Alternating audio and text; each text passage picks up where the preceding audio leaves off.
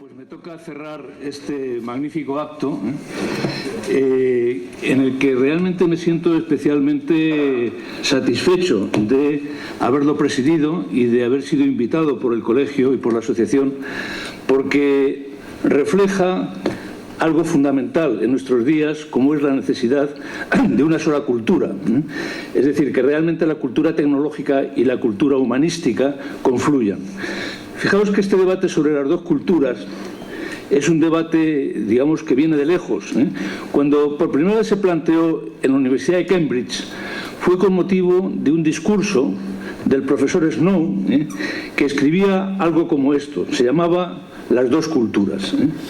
Son muchos los días que he pasado con científicos, las horas de trabajo, para salir luego de noche a reunirme con colegas literarios. Y viviendo entre dichos grupos, se me fue planteando el problema que desde mucho antes de confiarlo al papel había bautizado en mi fuero interno con el nombre de las dos culturas.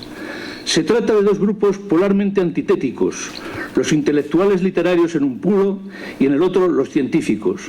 Entre ambos polos un abismo de incomprensión mutua, algunas veces hostilidad y desagrado, pero más que nada falta de entendimiento recíproco. Y terminaba: cuando los científicos oyen hablar de científicos que no han leído nunca una obra importante de la literatura, sueltan una risita entre burlona y compasiva. Los desestiman como especialistas ignorantes. Una o dos veces me he visto provocado.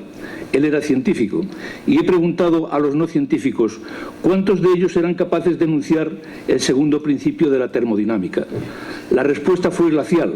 Fue también negativa, y sin embargo los que le preguntaba es más o menos el equivalente científico de ¿ha leído usted alguna obra de Shakespeare? Bueno, creo que realmente este texto ilustra perfectamente el abismo que ha existido tradicionalmente entre las dos culturas. A esto fue respondido después, años después, porque esto es de 1959. En el año 1979 William Davenport escribió otro libro que es un libro de referencia en este tema, que se llamaba Una sola cultura tecnohumanística.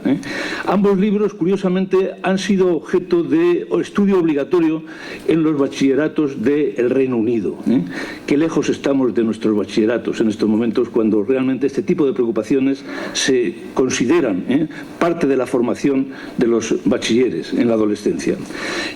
La actualidad de este tema, preparando un poco estas palabras, que no van a ser muy largas por la hora que es, pues realmente me encontré con un artículo reciente del domingo 22 de noviembre, donde un filósofo político que ha sido alcalde de Venecia titulaba Europa se destruye al marginar la filosofía. Europa se destruye al marginar la filosofía. Político y filósofo. Y escribe la siguiente idea. Aquella idea de formación como camino a la excelencia, la paideia de los clásicos, pasa por malas horas. No solo en España, y no solo marginando la filosofía de los planes de estudio, como actualmente está ocurriendo en España. Ya no se enseña ni latín ni griego, y por lo que se refiere a literatura, solo hay interés por la del país que se imparte. El de masacrar las humanidades, como está ocurriendo en España, es un discurso que se ha instalado hace tiempo en Europa.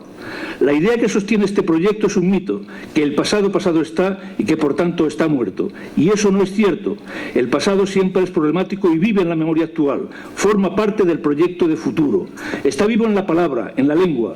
Pero hoy es que ni siquiera importa lo que estamos diciendo. Basta ver los debates en televisión donde las palabras se tergiversan sin ningún pudor. Al marginar la filosofía y las humanidades, Europa se está destruyendo a sí misma. Lo que resulta paradójico es que sea Europa la única empeñada en borrar sus propias huellas. Ni Estados Unidos, ni China, ni Japón han tomado esa dirección. En cambio, Europa sí le ha dado la espalda a su legado, al humanismo, al renacimiento, al idealismo alemán, y entiende que el futuro pasa solo por el crecimiento del PIB y por adaptarse a las exigencias del presente inmediato. Bueno, esta es la realidad. Fijaos China. China, ¿qué está haciendo en estos momentos? Pues sencillamente, ante el tremendo problema de ética generalizada que tiene con la crisis del comunismo como ideología, está resucitando a Confucio.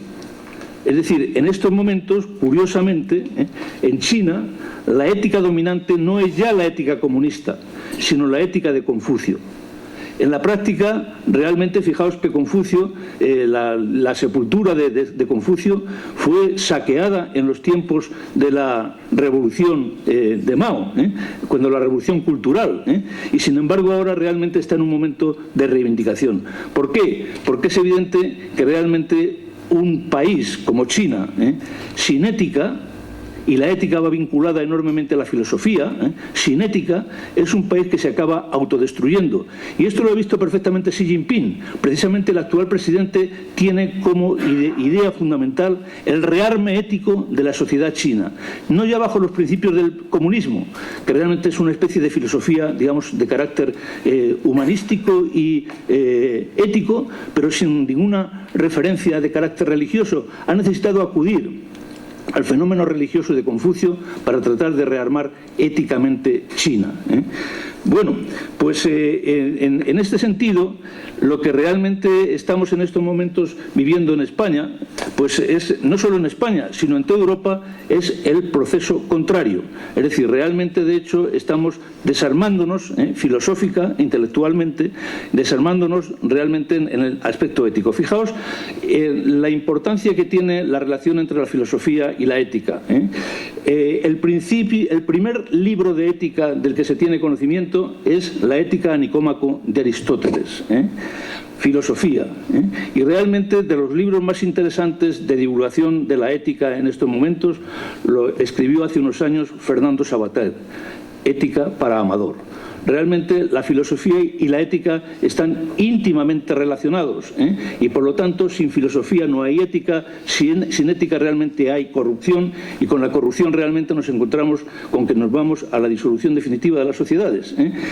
Voy a permitirme citarme leyendo unos párrafos de la lección magistral que impartí hace 2 años con motivo de la inauguración del curso en la Escuela de Ingenieros Industriales de aquí de Madrid. Se titulaba, el último párrafo de esta exposición, que era mucho más amplia, El sistema de valores en el siglo XXI. Y decía así: no se puede terminar una reflexión sobre la evolución del entorno de la empresa sin hacer referencia al sistema de valores que impregna una sociedad. Todos estamos siendo testigos de los innumerables procesos de corrupción que se están desarrollando en España y en los que inexorablemente aparecen totalmente imbricados la política y las empresas, o dicho de otra manera, los políticos y los empresarios. ¿Cómo hemos podido llegar a este punto? Lo primero que hay que indicar es que los procesos de corrupción no son exclusivos de España, sino que se van generalizando a lo largo de la mayor parte de las sociedades, tanto orientales como occidentales. Tendríamos que remontarnos a finales del siglo XIX para observar cómo la ética global, que tenía una base religiosa basada en el premio al bien y el castigo al mal, con las creencias en el cielo y el infierno, se empieza a tambalear cuando filósofos como Nietzsche proclaman Dios ha muerto, o cuando Heidegger afirma el cielo está vacío, el hombre está solo, o cuando Marx sentencia que la religión es el opio del pueblo. Estas afirmaciones de los filósofos del siglo XIX se hubieran quedado en meros enunciados filosóficos si en 1917 no hubiera triunfado la Revolución Comunista Rusa y en 1949 la Revolución Comunista China. A lo largo del siglo XX, 1.500 millones de personas fueron educadas en las ideas de que Dios ha muerto y que la religión es el opio del pueblo. Y otro número similar se ha ido contagiando progresivamente de un espíritu crecientemente laicista, incluso entre los creyentes, que acaban dando más importancia a la fe y a la liturgia que a la ética en la religión.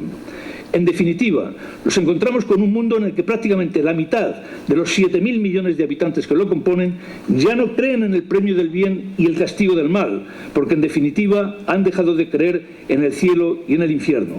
Completar una ética de base religiosa con una ética de base humanística es en estos momentos un enorme desafío para la humanidad en su conjunto y para cada uno de nosotros en particular, seamos creyentes o no creyentes, si queremos hacer que la Tierra en el siglo XXI sea un mundo habitable. En definitiva, vuestra generación, y me refería a mis estudiantes, tiene enormes desafíos por delante, a los que cada uno debe responder de forma individual con sus actitudes personales y profesionales y de forma colectiva en lo que concierne a la organización de la sociedad. Sois la generación de los Estados Unidos de Europa y de la Unión Federal Europea, como yo prefiero prefiero llamarla. Sois la generación de la colonización pacífica del espacio que acabará poniendo un pie en Marte. Y sois la generación que tiene que conseguir la regeneración ética de la humanidad. Los creyentes desde su perspectiva religiosa, los no creyentes desde su perspectiva humanística. Tenéis en definitiva la responsabilidad de que en el siglo XXI el hombre no sea un lobo para el hombre. Aquí termino. Muchas gracias.